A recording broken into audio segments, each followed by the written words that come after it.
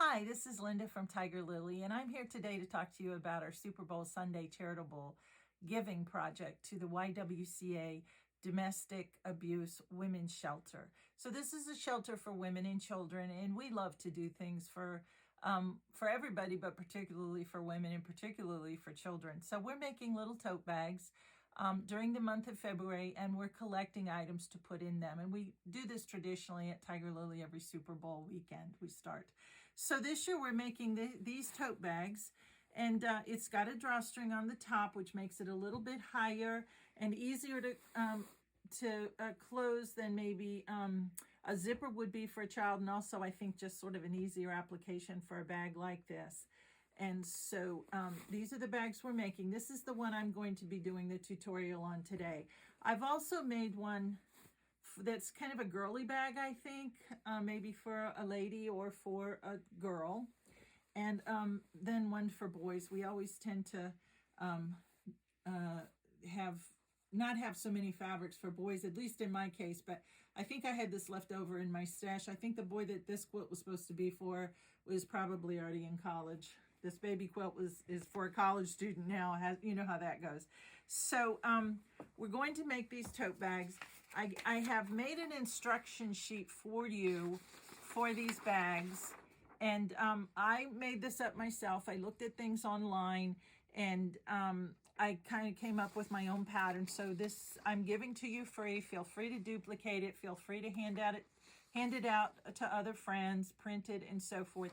And so this is what I'm going to base my tutorial on are these instructions. So those will be on the site as well. And also, we have a wish list from the YWCA. I'm not going to post this exactly, but I am going to make a handout with additional instructions and some of the items that they would like. Basically, we're talking about toiletries and other small items and things for kids like coloring and little books and maybe puzzles and you know, just little figures and things that kids can play with. So whatever kind of bag you make, please also considering donating items to put in it. And you know, you can get these even if you're not going shopping, you're going online, you can get them online. You can get things at the grocery store and the drugstore, even hair items for little girls and things like that. So anything you can think to put in the bag would be welcome. The other thing is, if you don't want to go through any of this, you know, you're not going shopping maybe, and you would like to donate, then please consider a monetary donation, because that'll go a long way, and the YWCA would be glad to buy some things to put in the bags for you. The other things they really need right now that they have requested is masks and hand sanitizer. So that would be greatly welcomed. I think we all have fabric for masks. If you don't, we'll be glad to hand some out. And one of the problems is elastic. We have a wonderful company here in Utica, Utica Elastics, that has donated elastic for our use for this. They do request that their elastic not be used to sell items, but to make items for charity. So we have a great deal of this. Lou will have skeins or hanks enough for 5 yards per hank, and we'll be glad to give you as much as you want to make masks to go along with this project. So there's that. Also, what Lou will have at the shop is the drawstring for the bags. She's purchased grosgrain ribbon, so you can get that from Lou as well. So we got a lot going on here: making bags, items to fill the bags, monetary donations if you have that in mind, so that they can buy some things, and then making some masks. We will have fabric available if you need that. And also, I'm going to put together some kits of 3 fat quarters, which is exactly what it takes to make these bags. So if you'd like to pick up a kit at Tiger Lily to make a bag, you can do that as well. So everything's covered. Just ask and we'll provide what you need. We're even thinking about what you're going to eat on Super Bowl Sunday. And my wonderful husband, Larry, who's working the camera, makes chicken chili every Super Bowl Sunday. So he's been kind enough to type up his recipe, and we're providing that too. So everything from what you're going to eat to what you're going to do is covered here. And I will include my email, my phone number, so that if you have any questions, please call me at any time, and I'll help you if there's anything that comes up regarding the pattern or what to give or any of that. I'm glad to help. Okay, so let's move on to the tutorial now. I'm back again. I wanted to just go through some of the steps in the bag construction. You have a very detailed pattern that I've supplied, so I don't really know that it's necessary for me to do every single step individually. And also, I'm not going to be showing you my sewing because that will only lead to the thread getting bunched up and you know, who knows what all. I even had the needle fall out the other day right in the middle of stitching. So I'm going to avoid that whole embarrassment and just sort of do this for you in stages that you can follow through while I explain. So if we pan down here, I designed this pattern to make with 3 fat quarters. Now you can certainly use other amounts, 2.5 yards, 3/4 of a yard would probably do it if you want to make everything from one fabric. I just thought it was so cute to use 3 different fabrics, so I designed it to be done pretty easily from 3 fat quarters and pretty economically too, in effect that there's not a lot of waste. So I did want to just make a quick reference to probably the best technique for cutting the 3 fat quarters so that you have sufficient amount to go around without a lot of waste. So this is a fat quarter. The selvage edge is near me, and the center, what would have been the center fold, is on that end. So it's 18 by usually 24 inches. We used to have some discrepancies in fat quarters, but the fabric companies are pretty good now about making the fabrics all the same width. So this is the width of 24, and this is the length with the selvage being on this edge of 18. I just love this fabric. It just makes me so happy, and I would just like to spread everything in the whole world with it right now because it just seems like such a happy fabric.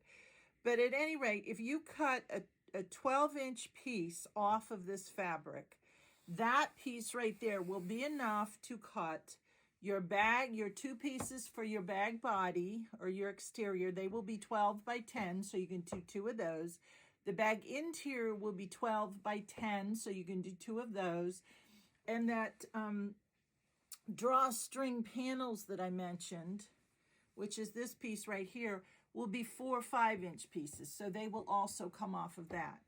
There will be a 6-inch swath left on this side, which you'll be able to use to make your handles, your bag handles, these 2 pieces for the drawstring casings.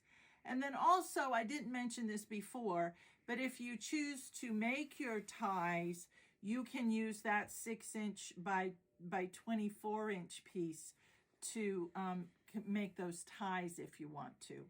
So that's kind of a tedious job. And while we're on that subject, Lou did buy grosgrain ribbon for our use, which the shop is donating to our efforts. And I am cutting the grosgrain ribbon into 2-yard skeins or hanks so that you can pick those up at the shop also to use grosgrain ribbon for your ties. So we got that going for us too. So the grosgrain ribbon, it works really well for this. And on your pattern, it gives you the cutting the fabrics. And so I think that if you designate one as a bag exterior, one as a bag lining, and one as your panels, I think that it will be pretty clear what you have to cut. Now, I wrote on here, this is Sharpie pen, so I can always just iron that away. But I wrote on here 10 inches and 12 inches. This is pretty close to being a square. So in order to avoid turning these the wrong direction while you're sewing and preparing this fabric, I would keep in mind, at least put a little sticky note or something on denoting which is the 10-inch, which is the up and down, and which is the 12-inch side to side, so you don't turn this thing inadvertently. There's a few tips here under directions. So labeling your pieces, of course, is important. A 1/4 inch seam allowance. I will tell you that, you know, when we're doing quilts, exact piecing is so important and exact seams. But when you're doing something like this, if you want to do your seam allowance a little bit big or even a 1/2 inch seam allowance, it's not going to make a difference. The trick here is consistency of a seam allowance. I think I use a presser foot, which I run my edge along my edge of my presser foot, and I think it's about a 3/8 inch seam allowance. So it doesn't have to be exact.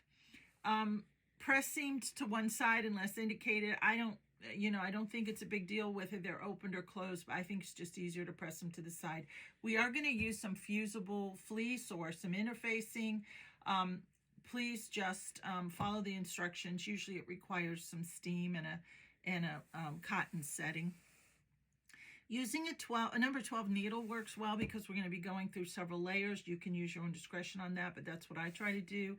And when you're sewing through thick things, which this will get by the time we're done, it's really a good idea to increase your stitch length. So I put mine on about 3.0. The more layers you have, your machine tends to bog down if your stitch length is short. So by increasing your stitch length, it does mean that it's going to go a little bit easier. Okay, so first of all, for the bag lining and the exterior, this is hard to tell because these are solid fabrics, but I would just put my two pieces right side together in both cases. This is my lining, the green is my lining, the purple is my exterior. I would put them, just complete, this saves a couple of steps, just line them up. I have taped off 1.5 inches on the corner of one of my small square rulers. I lined that up and I just drew the corners. Now, by cutting out these corners ahead of time, it's going to make it easy for us to box these corners to make this boxed effect on the bottom of our bag. So rather than use my rotary cutter, which always tends to go too far in and cut away things I don't want cut, I'm just going to do this with my scissors. And I think it gives me a whole lot more control at this point to just do them with my scissors. Cut them with my scissors. Of course, I would have a little problem right there in the corner. And that goes in the garbage. So what I'm going to do first is I'm going to sew the lining piece. What you want to do is sew your 1/4 inch or 3/8 inch seam down each side, and then you want to leave an opening for turning. Now in the pattern I've said 6 inches, but I will tell you it's not hard to turn even if it's, 4 or 5 inches. So just leave your opening from here to here and sew from here to the corner. You might want to back stitch so that when you do turn, that stitching doesn't tear out. So we're going to sew down here, from here to here, and from here to here with right sides together. Stop. So now I've sewn the side seams and the bottom seam, leaving the opening for turning. I mentioned before that I was writing on my fabric in Sharpie, and that would be incorrect. It was a friction pen, and so I've eliminated that. Besides, that would have been on the inside anyway, so if you mark and it leaves a little residue, that would be okay. So the next thing I want to do is to box these corners, and we do this basically by creating sort of a V shape down here at the bottom.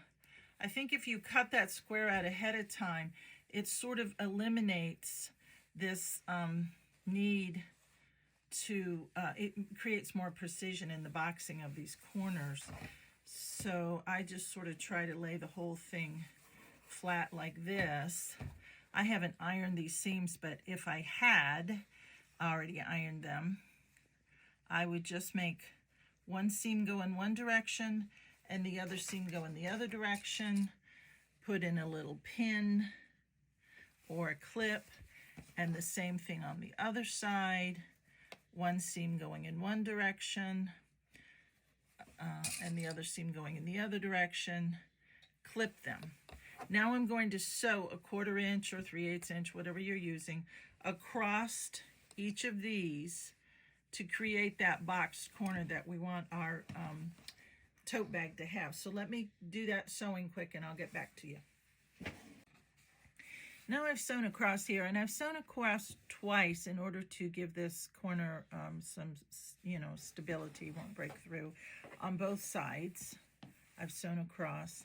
And so this bag, this lining, is now ready to set aside, and it has our corners. And when we use it again, it will still be inside out, so we can just set that to the side. Now what we're going to do is move on to our bag exterior. I've taken the two pieces, I put them right sides together. That's where I put my marks for my handles in chalk, right sides together, and I sewed a seam right across the bottom. I opened this section up and I ironed that flat, and you want that to be nice and flat because our next step is that we're going to adhere some stabilizer to this. Now you can use a heavyweight interfacing or even something like Decor Bond, or you could use a fusible fleece or some batting. And I think with anything other than something that's going to be fusible, you would want to quilt it.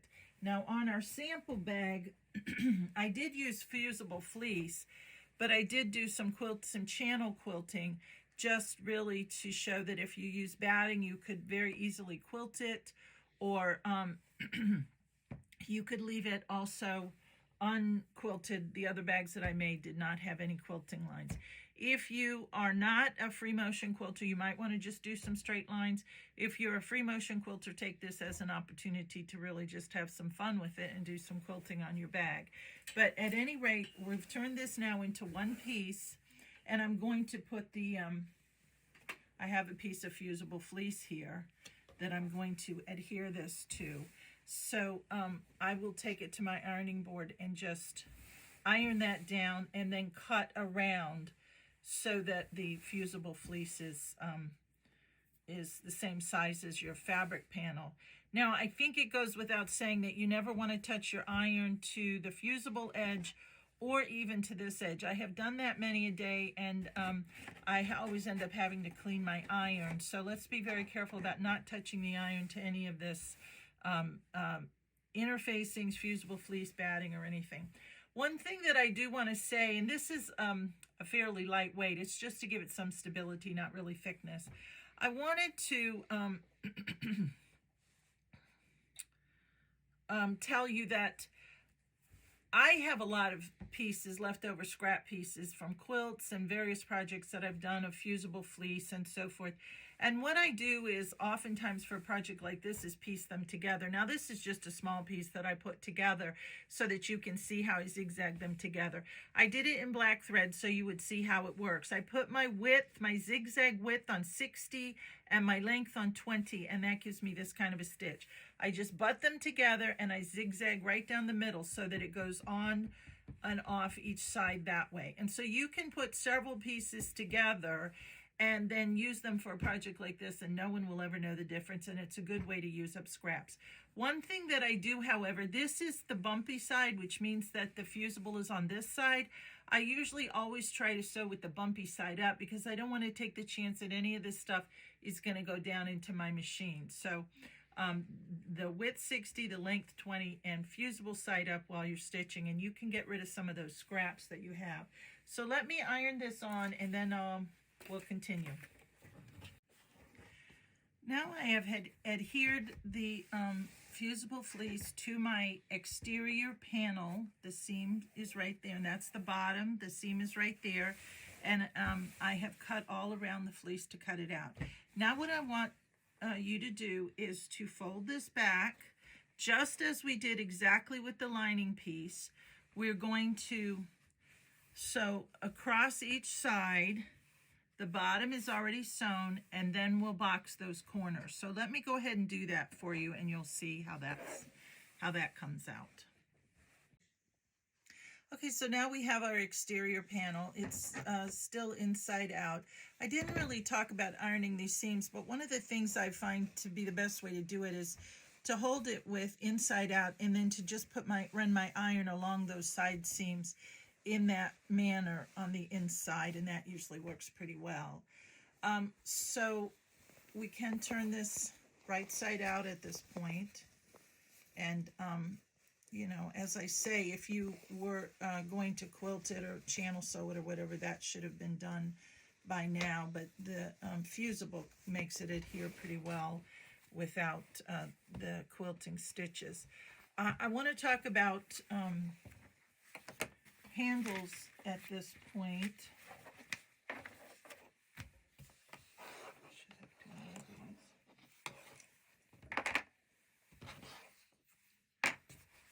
So for handles, you have instructions in your pattern to cut them 15 inches long, and this would be out of that extra piece on the side of your fat quarter that was 6 inches wide, you'll have enough to do 2 3-inch handles right next to each other and make them 15 inches long. I've put some lightweight interfacing inside my handles. I think that's optional. I don't think you have to do it, but it does make the handle just a little bit, gives it a little bit more oomph. So this is a sort of an old common way that we prepare strips like this. You're going to fold it in half lengthwise and iron. And I have pre-ironed this just to make it easier for us. Fold it in half lengthwise and iron, and then bring each of the corners in towards center, iron those down. Okay, so you will have ironed both of those sides, I should have said, towards center. Bring each side towards that center crease and iron it down, and then the other side, bring it towards the center crease and iron it down, and then fold them both over top of each other. And what we're going to do is sew a seam about 1/8 of an inch from each edge, and that gives that a real stability and nice finish. So I've made my 2 handles now, and I have them each top stitched. And I did show you before that I've marked my location for my handles. This is 12 inches, so 6 inches in from each edge would be the center. So I've gone 1.5 inches out from center so that my handles will be 3 inches apart. And I'm going to place that handle right on the edge. My handle is right on the edge of that mark. I'll put a clip, and then I'm going to be careful not to twist this around. Don't we hate it when we sew those things on and they're twisted in a way they shouldn't be? So one handle has been pinned on. Now I'm going to go to the other side that I have already marked, and I'm going to pin the other handle on. Let me do it this way. I have to clip a little bit of thread there, but let me go ahead and do this. I'm going to pin the other handle on in the same manner. And when you see me next, I will have sewn those 2 handles on, and the clips will be gone. So let me do that. So my handles are now sewn on. I've done it a little bit shorter than what my normal seam allowance would be, so that this sort of messy sewing isn't going to show up at the end.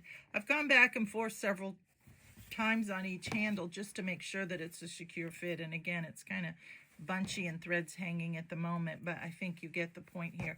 They're securely fastened. Now we're going to set this aside with our lining. The next section we're going to work on is the piece that I call the drawstring panel, which is this part up here. This panel is made out of 4 pieces that are 5 inches by 12 inches, and that instructions for cutting is in your pattern. And that's how we're able to line it as well, because we have 4 pieces, 2 on each side. So this is the section we're doing now. So this is what the cut pieces look like. You'll have 4 of these, and you will have 2 of these pieces, which is what I call the drawstring casing, which is the part that you see right here. It's what our the part that our drawstring actually is going to move through. So those are the pieces that you're going to cut.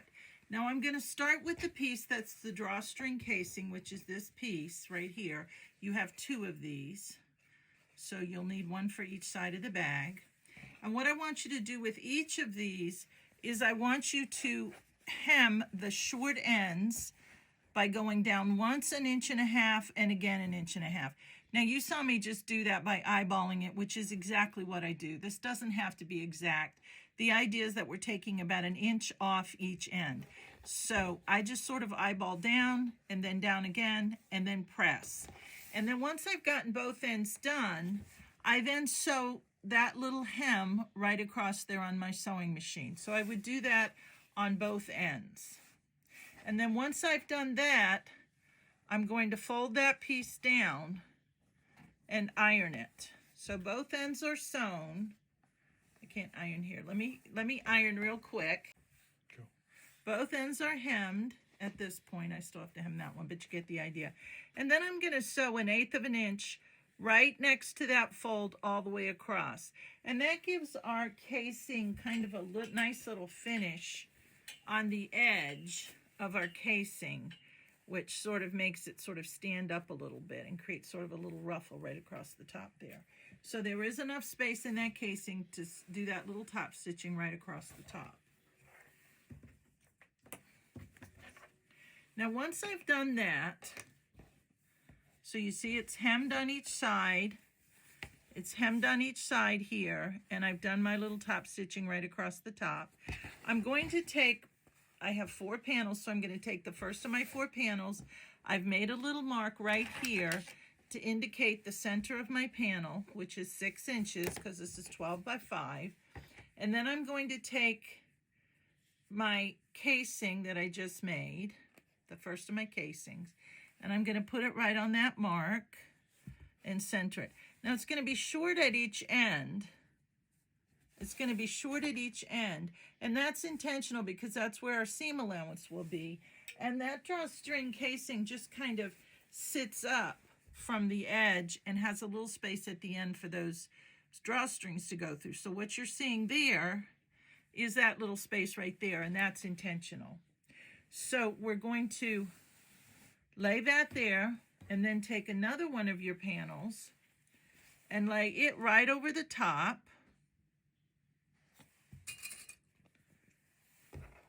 Put your clips or your pins in.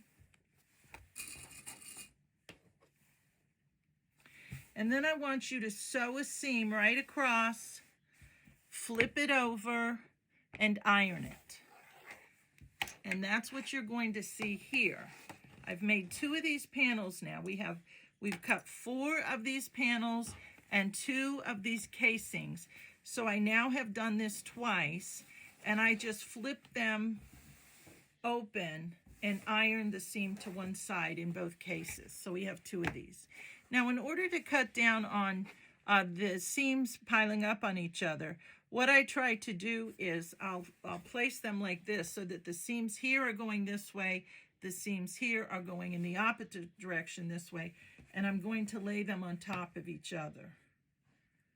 Just like this, right sides together, lay them on top of each other, and these seams here should match, so they sort of nest together. So I'm going to clip in each of those spots.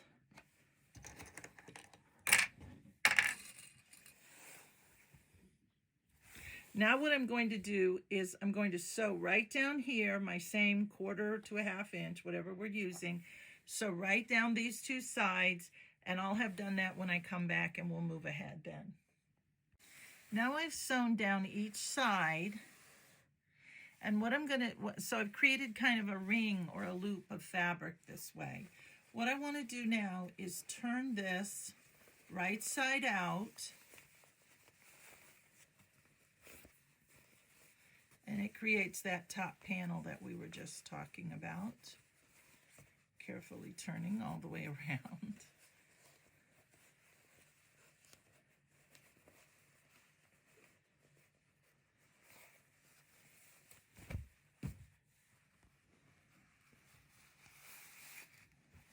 Now, I would go in and iron this. I'm going to iron my seams flat. They should go in either direction. It doesn't matter if they go in the same direction, but they should go in opposite directions. And I'm going to iron that flat. And once I've ironed that flat, made that all nice and flat, I'm going to go in and I'm going to sew a top stitch right about 1/8 of an inch just below that seam. And I will show you what that looks like on our finished bag again. See, there's that top stitching. I should have done it in a darker color, but it just runs right along that seam. And that holds that whole part together and gives it a little bit more stability as well. So once we've gotten to this point, iron everything flat and then sew that top stitch right along there. So here we are, ironed and top stitched. I have my little top stitching right along the edge there, and I've ironed it flat. You will sometimes find that there might be a little bit too thickness here. You can just unfold and go back in there and cut a little bit of that thickness away with your scissors. to make sure that your needle isn't is going through there.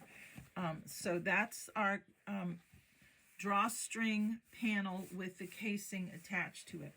Now we're ready to assemble our bag. So I'm going to take my exterior bag right sides out, and this casing doesn't really have a front and a back. Both sides are pretty much the same. So I'm going to put my casing over my drawstring bag, pull it on down. If you do have a right side somehow, if you've used different fabrics so that you feel one is the right side and one is the lining, you want the right sides together. So this outside part that we're looking at would be the lining, and the part that's going against the bag would be the right side if you've used two different fabrics there. And then I'm going to go around and I'm going to clip. I'm going to start by matching the side seams, just keeping the top edges aligned together.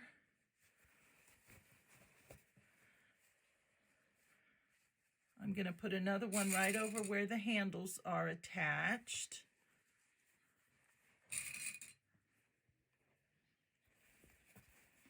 And then on the other side of the bag. Now this should fit pretty snugly without any looseness, or shouldn't be too tight or whatever. And I'm going to get my clips going all the way around. Now the two edges are aligned evenly and it fits just right. It's fitting on there just right, okay? Now the next thing I want to do is, I still have my lining here. I've got the hole in my lining for turning, and I have my lining piece right here. I'm going to take my bag and I'm just going to gently sort of shove it in here, and it's the wrong side out. We're looking at the wrong side of the fabric, because in effect what we're doing is put the right side next to the right side. We're looking at the right side of the lining here, so we're putting right sides together. So the wrong side of your lining is facing outward, and we're going to clip again at the seams. I just remove and replace my clips at each seam, removing and replacing my clips, and go all around the bag and do that exact same thing, making sure that all three layers are still perfectly aligned.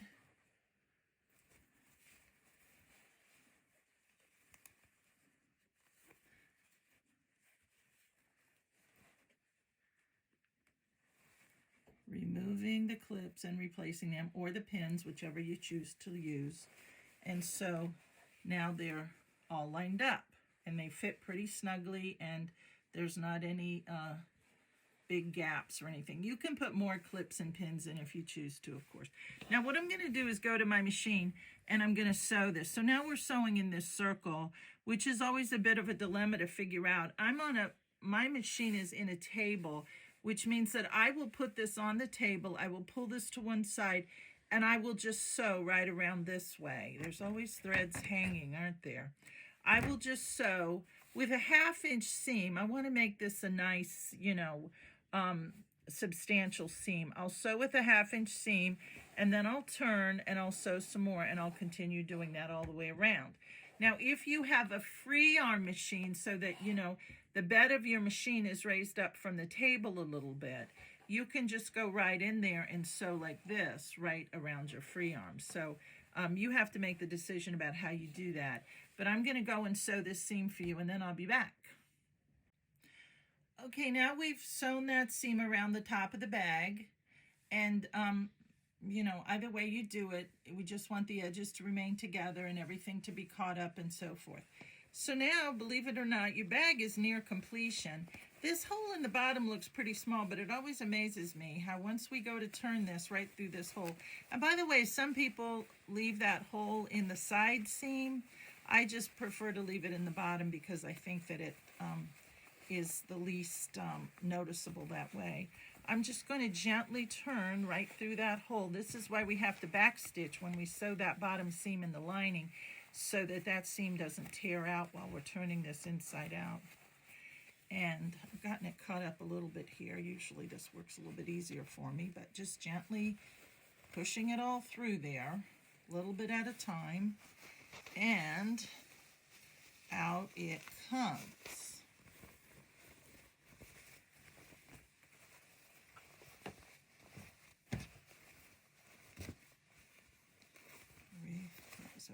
Now the first thing I want to do is close this seam in the bottom of the lining.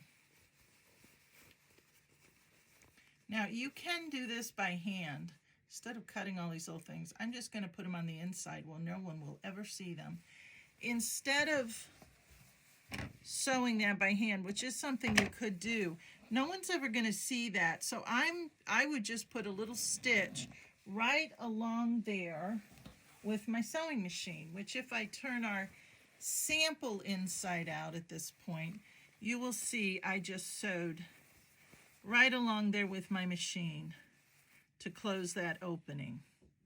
And it goes on the inside and no one will ever know what's down there. So one way or another, close that up, okay?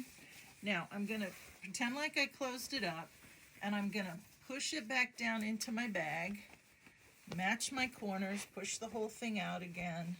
We always have to give it that little shake, you know, to get it nice and firm. Now the next step is really what I consider probably my biggest challenge with this bag, and that is that I want us to put a top stitch line right along here, okay? Now it's just a little bit of a struggle with the fabric at this point, and again it will be different depending on whether or not your machine has a free arm or whether it's set down into a table. So the first thing you can do is take this to the corner of your ironing board and just pull the bag in the lining in this direction, pull these panels, the drawstring panels and the handles in this direction, and just do your best to iron that flat. And that will take away a lot of the struggle that we have on this, because there is a thick seam there. But pulling these in this direction and this part in this direction, and that should flatten that out nice. Now if you have a free arm machine, you can just lay this on the bed of your machine and go right around here and do that top stitch line. If you don't have a free arm and you're working on a flat machine that's set in a table, what you want to do is set this on your machine, always making sure that your handle is staying up this way, and you can just sew this way. The other thing you could do with this is turn this is actually what I do, because I again am set in a cabinet. It sort of makes it a little bit bunchier, but I lay this right on the bed of my machine because my bed is flat, and I make sure that this is going up, and I sew, again, about a ½ an inch away, and I do a few inches, and then I readjust. You know, I readjust the whole thing. Keep this stuff on top out of the way, pull here, smooth here, go a few more inches, stop with your needle down, and then go around and do that again, okay? So that's how that works. Now, what I want to do at this point is simply talk about the drawstring. We're going to pretend like we top stitch that just as we did on this bag.